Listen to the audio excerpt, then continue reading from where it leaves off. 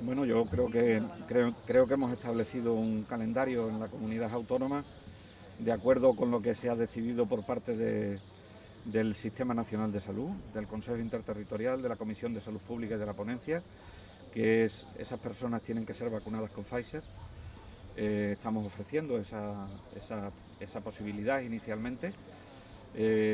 También existe la posibilidad de que se amplíe el plazo de vacunación entre primera y segunda dosis en lugar de 12 semanas a 16 semanas.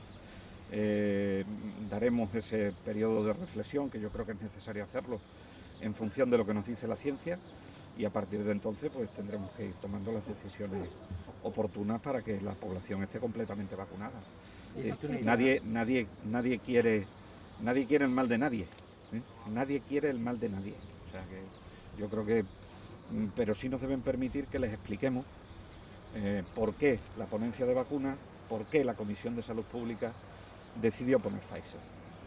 ¿Y cuándo llegaría, consejero, el momento de AstraZeneca para las personas que no se han puesto Pfizer, de una manera más exacta? Está por decidir, pero no vamos a arriesgarnos. ¿Habrá dosis suficientes de AstraZeneca? Sí, el Ministerio nos ha dicho que sí.